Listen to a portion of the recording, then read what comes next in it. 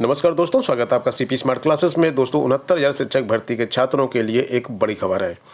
खुशखबरी है उन छात्रों के लिए जिनका आवेदन में त्रुटि हो गई थी और जिनको ज्वाइनिंग पत्र नहीं मिला है। तो इन छात्रों को कल नियुक्ति पत्र मिल जाएगा। कल सोमवार है और सोमवार को इनको नियुक्ति पत्र देने की बात हो चुकी है। तो दोस्तों अब यहाँ पर दो गुट बटे हुए हैं, एक त्रुटि वाले छात्र और एक अपनी ज्वाइनिंग का इंतजार करने वाले वेटिंग वाले अभ्यर्थी। तो इस वीडियो में हम आपको दिखाएंगे वो न्यूज़ जिसमें 69,000 शिक्षक भर्ती के छात्रों को नियुक्ति पत्र देने की बात की गई है और उसके साथ साथ त्रुटि वाले अभ्यर्थियों को नियुक्ति पत्र देना सही है या नहीं सही है, इसके ऊपर चर्चा करेंगे।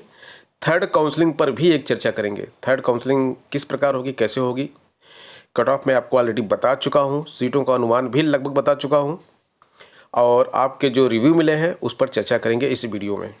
तो दोस्तों शुरू करते हैं वीडियो शुरू करने से पहले अगर आप 69,000 शिक्षक भर्ती के छात्र हैं तो चैनल को सब्सक्राइब जरूर कर लें, क्योंकि 68,500 शिक्षक भर्ती और 69,000 शिक्षक भर्ती के मामले में मेरी अधिकतर खबरें बहुत सटीक और सही रही हैं। आपको इस चैनल से सही चीज़ें, सही जानकारी मिलेंगी और आगे आने वाली शिक्षक भर्तियों के बारे में भी सही इन्फॉर्मेशन आपको यहाँ से लगातार मिलेगी।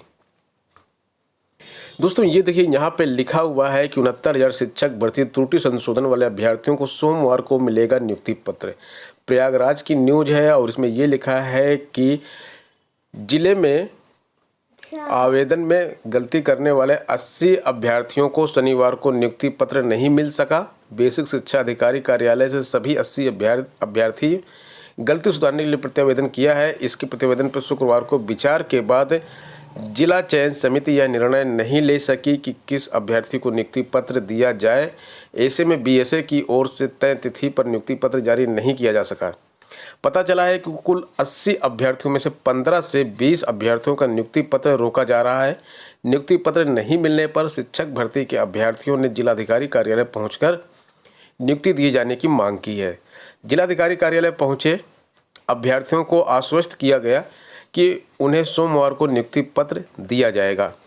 तो सोमवार को प्रयागराज के इन 80 अभ्यर्थियों को नियुक्ति पत्र दिया जाएगा, ये खबर है। और इसके साथ साथ अन्य खबर को भी पहले देख लेते हैं, फिर चर्चा करते हैं। यहाँ पे देखिए, शिक्षक भर्ती में त्रुटि सुधार के शासनादेश से लाभ का ब्यौरा भी हाई कोर्ट ने तलब किया है। 4 दिसंबर को एक जारी शासनादेश में बताया गया था कि किसको नियुक्ति पत्र दिया जाएगा, किसको रोका जाएगा। तो इसमें इस शासनादेश पे अभ्यर्थियों को किसको लाभ होगा और कौन बाहर होंगे, इस पर परिषद ने सभी जिलों से ब्यौरा तलब किया है। अगले 14 दिसंबर को सुनवाई होनी तय है। तो हाई कोर्ट भी इस मामले में शिक्षा विभाग से ब्यौरा मांग रहा है कि आखिर आपने जो शासनादेश जारी किया है उससे किनको लाभ मिल रहा है और किनको लाभ नहीं मिल रहा है। तो इसके बारे में यहाँ पे आगे लिखा हुआ है कि अब परिषद अपने सभी जिलों से वो डेटा मंगवा रहा है जिसमें कि किसको रोक दिया गया है और किसको नियुक्ति पत्र दे दिया गया है। छात्र लखनऊ में प्रदर्शन कर रहे हैं, पहले परिषद मुख्यालय, फिर अब लखनऊ में प्रदर्शन चल रहा है इनका। इसके अलावा कोर्ट में भी आवेदन पत्र में संशोधन को मान्य करने की गुहार लगाई गई है। इसी बीच में शासन ने 4 दिसंबर को त्रुटि सुधार के लिए विस्तृत शासनादेश जारी किया था।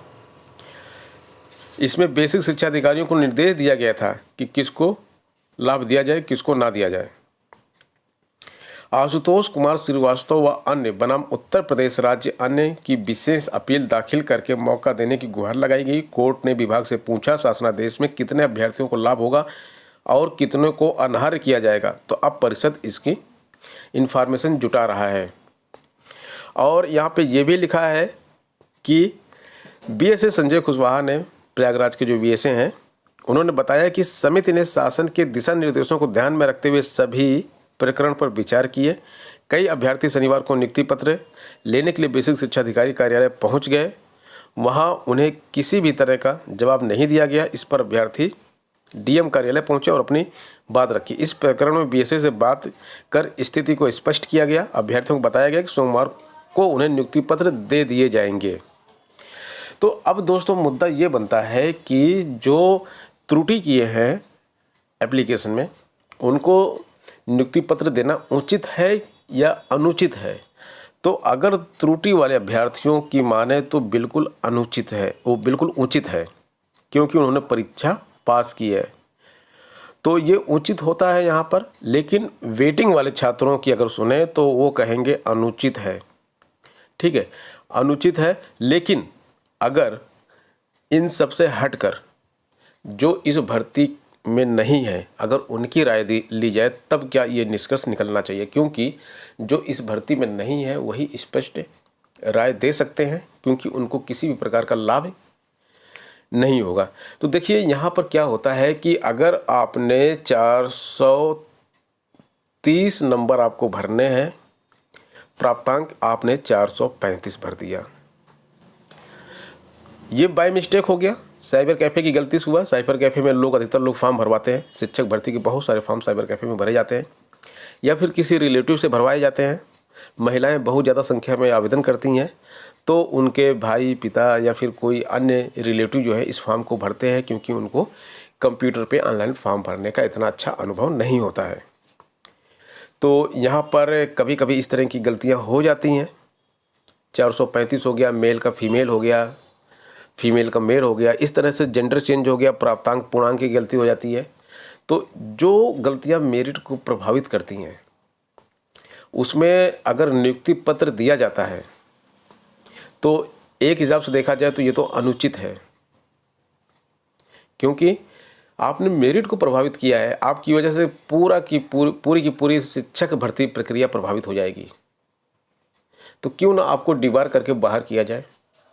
एक तो ये हो गया, क्योंकि आपने 5 नंबर यहाँ जो भर दिए है ना, उससे बहुत दिक्कत हो गई। जिस अभ्यर्थी को आपकी वजह से अपने ज़िले में नियुक्ति मिल सकती थी, वो 100 किलोमीटर दूर जाके नियुक्ति लिया है, और वहाँ उसको कितनी परेशानी हो रही है। कोई महिला अभ्यर्थी है, आपकी इस छोटी सी गलती के कारण उसको अपना होम डिस्ट्रिक्ट मिल सकता था, अपने गृह जनपद में उसकी तैनाती हो सकती थी, लेकिन आपने 5 नंबर ज़्यादा भर दिया तो वो मेरिट में नीचे चली गई, और उसको जो है 200 किलोमीटर 250 किलोमीटर दूर और महत्वाकांक्षी ज़िले में, ऐसे जहाँ पे पढ़ाना मुश्किल है। अभी आपने देखा एक घटना घटी थी, एक महिला टीचर को वहाँ पे लोकल दबंगों ने उसके साथ मारपीट की थी, उसके जो है ज्वेलरी छीन ली थी, वो बेहोश हो गई थी, थाने में उसकी रिपोर्ट नहीं लिखी जा रही थी। इस तरह की घटनाएं घटती रहती हैं महिलाओं के लिए, जो असहनीय है। तो ये आपकी इस एक छोटी सी गलती का जिम्मेदारी कौन ले रहा है? वो सब भुगत रहे हैं लोग। पूरी भर्ती प्रक्रिया को आपने प्रभावित किया है, तो बिल्कुल उचित नहीं है कि आपको नियुक्ति पत्र दिया जाए। पहली बात तो ये हो गई। लेकिन सिक्के का दूसरा पहलू क्या है? भाई एक मानवीय भूल है, छोटी सी गलती हो गई, तो क्या इसकी वजह से नियुक्ति पत्र रोक दिया जाए? कोई महिला है या कोई पुरुष है जिससे उसका जीवन यापन होगा, इस नौकरी से परिश्रम किया है, सिलेक्शन लिया है, तो क्या एक छोटी सी गलती के कारण उसका नियुक्ति पत्र रोक देना चाहिए? ये दूसरा पहलू है। अगर आपका नियुक्ति पत्र इससे रुक जाए तो आपको कितनी ठेस पहुंचेगी। लेकिन देखिए, नियम जो बनाए जाते हैं, नियम इसीलिए बनाए जाते हैं कि नियम का पालन सही से किया जाए। अगर नियम का पालन नहीं किया जाएगा तो चीज़ें सब गलत हो जाएंगी। हेलमेट पहनना एक नियम है, हेलमेट आप नहीं पहनते, चालान कटता है। उसमें फिर बहानेबाजी नहीं चलती है कि है मेरा हेलमेट जो है मेरी स्कूटी की डिग्गी में रखा, मैं अभी निकाल के पहन लूँगी, ऐसा नहीं चलता ना। तो इस तरह यहाँ भी नहीं चलना चाहिए ये सब चीज़ें। जिस चीज़ से मेरिट प्रभावित हो रही है वो चीज़ नहीं होनी चाहिए। गलती तो गलती होती है, गलती की ही तो सज़ा मिलती है। अब खैर बात कर लेते हैं थर्ड काउंसलिंग की। तो थर्ड काउंसलिंग पे मैंने एक वीडियो जारी किया जिसमें मैंने सीटों की संख्या अनुमानतः 11,000 बताई, तो लोग भड़क उठे कि इतनी सीटें कहाँ खाली हैं। क्यों नहीं है खाली इतनी सीटें? इतनी सीटें आराम से खाली मिलेंगी आपको। पहली बात कि फर्स्ट काउंसलिंग में 3,500 के आसपास सीट खाली थी, जबकि वहाँ पे 50% ज्वाइनिंग दी गई थी। सेकंड काउंसलिंग में भी अनुमानतः इतनी ही सीटें खाली होंगी, क्योंकि इतनी सीटें आराम से खाली हो जाती हैं, तो दोनों मिला के ही 7,000 तो हो गया ऐसे ही सीटें। अब आपको बता दें कि एलटी ग्रेड में आर्ट के सारे छात्र जो एलटी ग्रेड पास किए हैं, उनकी ज्वाइनिंग नहीं हुई है, सबके सब शिक्षक भर्ती में पास हैं। आर्ट के छात्रों का मेरा एक ग्रुप है, वहाँ पे जितने छात्र मैं देख रहा हूँ एक किनारे से, सबके सब जो है 69,000 शिक्षक भर्ती में पास हैं और सब ने वहाँ पे नियुक्ति पत्र ले लिया है और उनकी LT ग्रेड की ज्वाइनिंग आने वाली है। वो सब छोड़ देंगे, वो सारी सीटें रिक्त हो जाएंगी। थर्ड काउंसलिंग से पहले वो छोड़ देंगे क्योंकि उनका नियुक्ति पत्र जो है बहुत ही जल्द जारी होने वाला है। वहीं पर हिंदी में जो विवाद चल रहा, अभी मैंने सुबह एक वीडियो जारी किया जिसमें कि 200 सीटों पर विवाद है वहाँ पर भी, और बाकी लोगों का भी नियुक्ति पत्र नहीं मिला है हिंदी में। तो करीब 1400 कुछ छात्र वहाँ पर LT ग्रेड में पास हैं और वो सारे के सारे इसमें चयनित हैं 69,000 शिक्षक भर्ती में। जिसने भी 69,000 शिक्षक भर्ती की परीक्षा दी है वो चयनित है, क्योंकि LT ग्रेड और 69,000 शिक्षक भर्ती की परीक्षा में बहुत अंतर है। वहाँ पर जो भी क्वालिफाई किया है उसमें 80-90% लोग यहाँ पे चयनित हैं। और सामाजिक विज्ञान विषय का LT ग्रेड का भी रिजल्ट नहीं आया, रिजल्ट आ गया, मतलब वहाँ पर उनकी ज्वाइनिंग अभी नहीं हो रही है, प्रक्रिया चल रही है, ज्वाइनिंग लेटर उनको नहीं मिला है। वो सारे छात्र भी यहाँ चयनित हैं। तो इन सबको मिला के करीब 4,000 छात्र LT ग्रेड वाले हैं। इस 4,000 छात्र में से अगर एक मोटा मोटा बहुत ही कम अनुमान माने तब भी 2,500 छात्र LT ग्रेड वाले जो हैं वो यहाँ पे हैं, चयनित हैं यहाँ पे। तो 7,000 अगर ये मान लें, 2,500 LT ग्रेड वाले मान लें जो इन्होंने ज्वाइनिंग पत्र ले लिया है। और एक चीज़ और आपको बताएं, LT ग्रेड में ST कैंडिडेट के किसी भी छात्र को नियुक्ति पत्र नहीं मिला है, उनकी जांच चल रही है। उनका जब डॉक्यूमेंट वेरिफिकेशन होने और के बाद उनको नियुक्ति पत्र नहीं दिया गया है, क्योंकि उनके ST कैटेगरी के प्रमाण पत्र की जांच चल रही है। वो सब भी यहाँ पे ज्वाइनिंग ले चुके हैं, फर्स्ट काउंसलिंग में भी लिए हैं, सेकंड काउंसलिंग में भी लिए हैं और नौकरी कर रहे हैं। ये सारे के सारे यहाँ छोड़ने वाले हैं। TGT PGT पे आते हैं, वहाँ हिंदी का भी इंटरव्यू चल रहा है और इंग्लिश का, आर्ट का, अन्य विषयों का वहाँ पे रिजल्ट अभी नहीं जारी हुआ है, पूरी प्रक्रिया नहीं हुई है उनकी ज्वाइनिंग की। वो सब यहाँ पे ज्वाइनिंग ले चुके हैं। तो 9,500 तो भैया यही हो गए आपके, और 1,500-2 हज़ार अभ्यर्थी इस तरह के निकलेंगे। त्रुटि वाले अभ्यर्थी हैं वो कहाँ जाएंगे? BTC BEd जो गलत लगाए हैं वो कहाँ जाएंगे? CTET और UP टेट के जिनके प्रमाण पत्र गलत हैं वो कहाँ जाएंगे? वो सब के सब बाहर होंगे। अभी इसका ब्यौरा जैसे ही आएगा, लोग वहाँ पे बोल लेते हैं आपके पास क्या प्रूफ है कि कैसे आपने बता दिया कि 11,000 सीटें खाली होंगी। तो एक ये मोटा मोटा कैलकुलेशन मैं आपको दे रहा हूँ, 11,000 सीटें कैसे खाली होंगी, आप ध्यान दीजिएगा इस पर।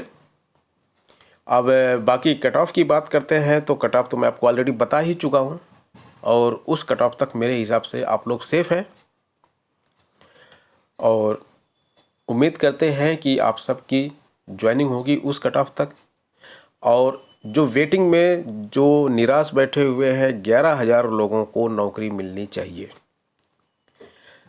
अब अगर आप इस 11,000 में आ जाएंगे तो आपको नौकरी मिल जाएगी, और अगर नहीं आते हैं तो भी कोई बात नहीं है, क्योंकि आगे बहुत कुछ है। अभी 50,000 शिक्षक भर्ती, 50,000 क्या, वो 51,000 हो चुकी है, 51,000 शिक्षक भर्ती आ रही है। TGT PGT की 15,000 शिक्षक भर्ती है आपके सामने, और असिस्टेंट प्रोफेसर की भर्ती है। आपकी जो भी क्वालिफिकेशन होगी उसके हिसाब से आप भर सकते हैं। अगर आप केवल 50,000 में अप्लाई कर सकते हैं तो केवल 50,000 में करेंगे। आपकी क्वालिफिकेशन ज़्यादा अच्छी होगी, आप असिस्टेंट प्रोफेसर तक अप्लाई कर सकते हैं तो उसमें भी अप्लाई करेंगे। LT ग्रेड की 8,166 वैकेंसी आने वाली है, उसमें आप अप्लाई करेंगे। तो दोस्तों देखिए, आप यहाँ पे असफल हुए हैं तो आपको सफल होना अब पड़ेगा, और सफल होने के लिए बहुत ज़रूरी है कि आप परिश्रम करें। ये सारी भर्तियां निकलने के बाद दोबारा मौका नहीं मिलेगा शिक्षक भर्ती में। तो आप चैनल से जुड़े रहें, चैनल से इन्फॉर्मेशन आपको इस तरह की मिलती रहेगी। चैनल पे क्लास भी चलता है, और इसके साथ साथ हमारा मोबाइल ऐप है CP स्मार्ट क्लासेस के नाम से, लिंक आपको डिस्क्रिप्शन बॉक्स में मिलेगा। प्ले स्टोर में आप CP स्मार्ट क्लासेस डाल के सर्च कर सकते हैं, डाउनलोड कर सकते हैं।